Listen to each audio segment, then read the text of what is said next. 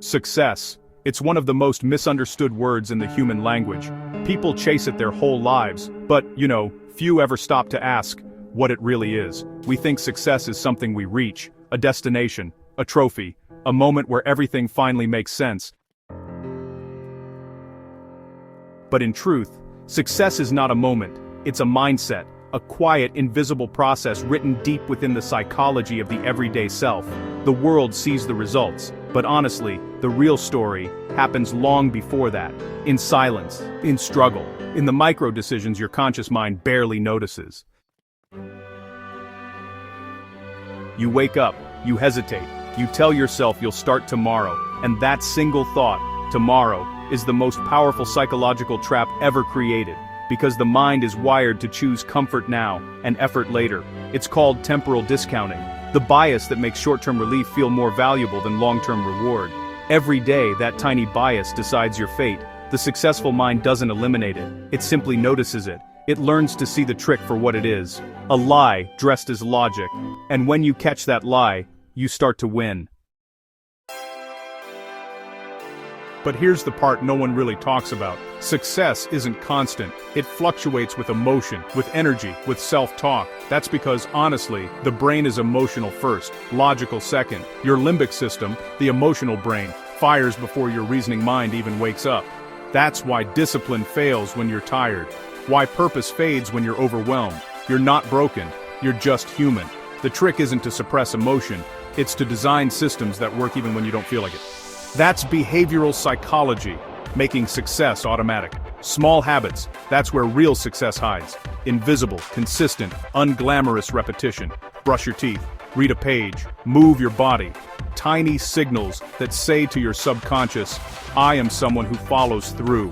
Your brain doesn't care about scale, it cares about consistency, because every repeated behavior becomes identity evidence, and identity drives everything. If you see yourself as disciplined, you act disciplined. If you see yourself as lazy, you'll find proof everywhere. So, success isn't about doing more, it's about becoming more inside your own mind. When it comes down to it, the good life actually means a life of happiness. But where does happiness come from? Media definition of success tells us it can be found in material possessions, status, and a life filled with luxury. But as many of us already know, these things can bring pleasure, but this version of happiness is like a bottomless pit, needing to be fueled by ever more stimulus to sustain it, eventually making us miserable. A report by the Association for Psychological Science confirms this, finding, simply having a bunch of things is not the key to happiness. Our data show that you also need to appreciate those things you have. It's also important to keep your desire for things you don't own in check. But why do we continue to desire the infinite? Can we ever fill the void?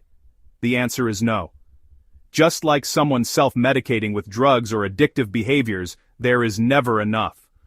Part of the desire for material possessions is the desire for acceptance from others.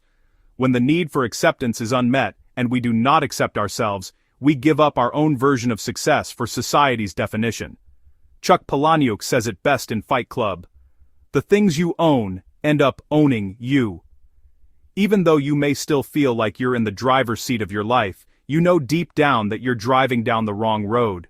As the sense of resentment grows, the morphine drip of material, comfort, social status, and security numbs this nagging feeling. As stated in Fight Club, we buy things we don't need to impress people we don't like.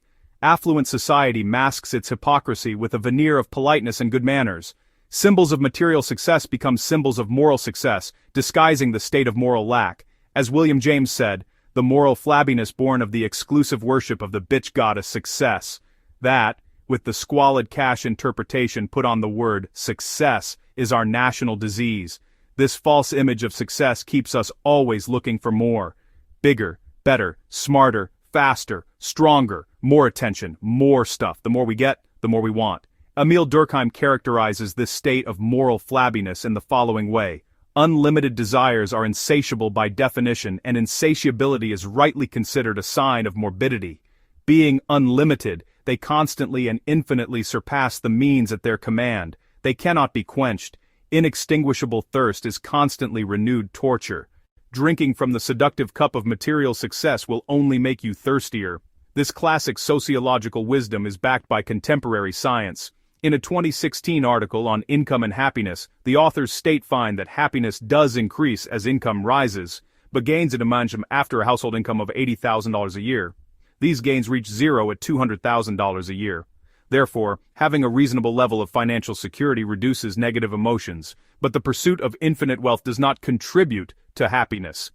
This finding has also been replicated on a broader level, looking at the correlation between a country's wealth and the happiness of its citizens. In this 2010 article, the authors state,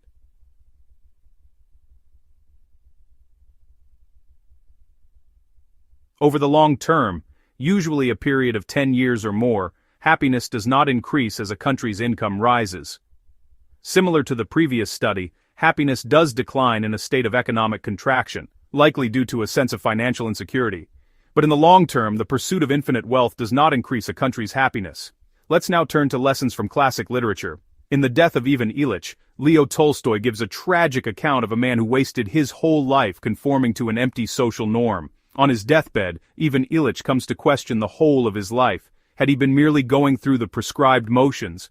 In the society depicted, success comes at the cost of meaningful human relations, as stated by psychologist Mark Freeman in his 1997 publication in Cambridge Journal's Aging and Society.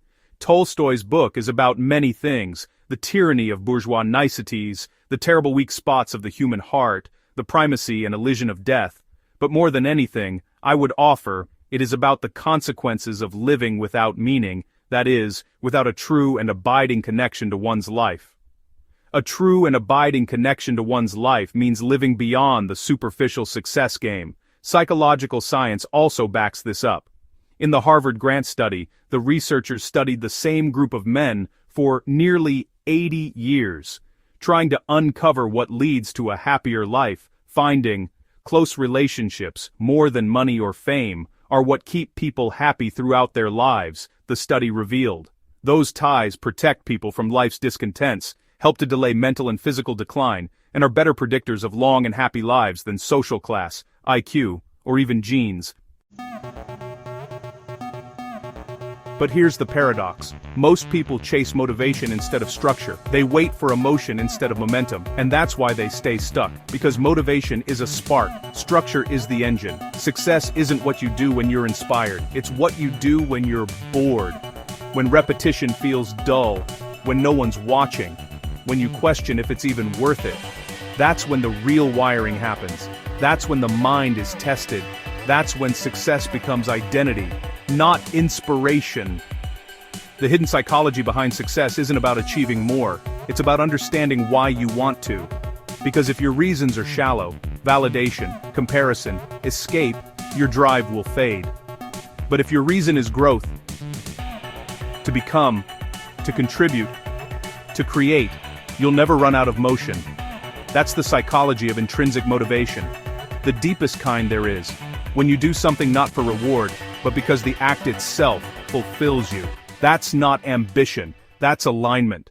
The media bombards us with messages that success means having money, power, privilege, or beauty. Our parents have another idea of what success means, pushing for job security, financial stability, and raising well-adjusted children. Success means something different for everyone. So, what is the true meaning of success? It means living in alignment with your personal definition of success by staying true to your values and taking meaningful actions toward your own valued goals. In this article, I dive into the science and philosophy of what success really means and how it affects your level of satisfaction in life. Everyday success doesn't announce itself. It whispers, it hides in the invisible choices, the way you speak to yourself, the moments you push through doubt, the seconds you choose to try again. Those are the quiet victories, the ones that build a mind capable of anything. Because success isn't built in noise, it's built in silence, when no one's watching, and you keep going anyway. You don't need to chase success, you just need to understand the mind that creates it. Because once you master that, success stops being a mystery. It becomes your nature. Whisper. Mind scripted. Understand your mind, and you'll understand your life.